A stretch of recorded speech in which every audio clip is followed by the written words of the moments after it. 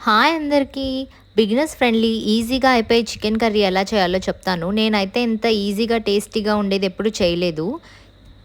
First అయితే యాలుకలు, లవంగం, చెక్క, ధనియాల పొడి, కాశ్మీరీ రెడ్ చిల్లీ పౌడర్తో పాటు కొత్తిమీర, అల్లం వెల్లుల్లి పేస్ట్, చికెన్ మసాలా ఉంటే చాలండి. ఒక హాఫ్ కేజీ చికెన్కి సరిపోతుంది.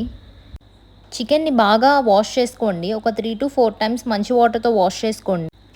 పాన్లో కొంచెం ఆయిల్ హీట్ చేసుకోండి. ఆనియన్స్ వేసి గోల్డెన్ బ్రౌన్ వచ్చేంత వరకు వేయించండి.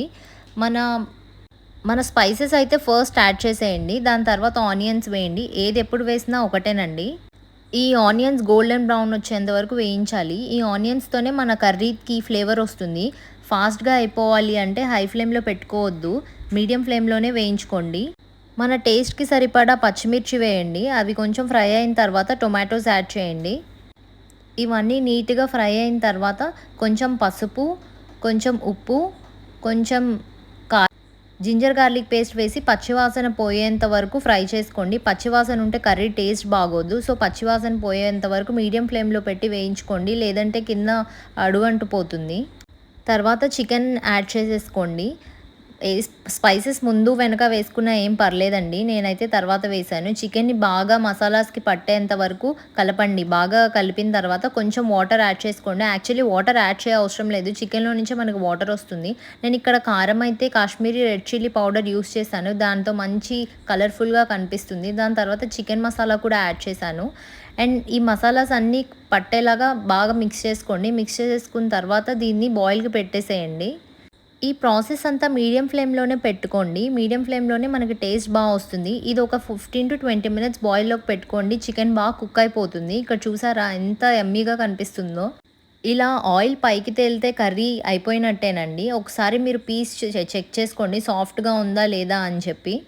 ఇలా బాయిల్ చేస్తే మనకి మసాలాస్ చికెన్కి బాగా పట్టి టేస్ట్ బాగుంటుంది. ఈ స్టేజ్లో మనకి ఇంకా గ్రేవీ కావాలంటే కొంచెం వాటర్ యాడ్ చేసుకోండి. నాకైతే గ్రేవీ సరిపోతుంది అనిపించింది.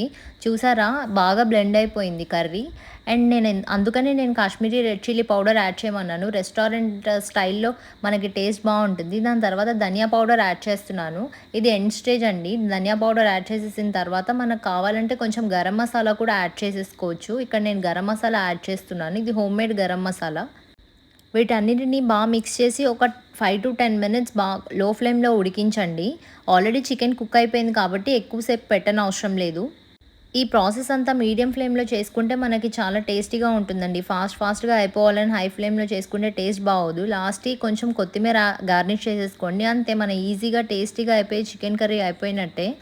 ఇది రైస్‌లోకి గానీ, బిర్యానీలోకి కానీ, చపాతీలోకి గానీ దేనితో అయినా ఈజీగా బ్లెండ్ అయిపోతుందండి. చాలా సింపుల్‌గా సూపర్ టేస్టీతో ఉంటుంది. ఒకసారి ట్రై చేసి మీకు ఎలా అనిపించిందో కామెంట్స్‌లో చెప్పండి.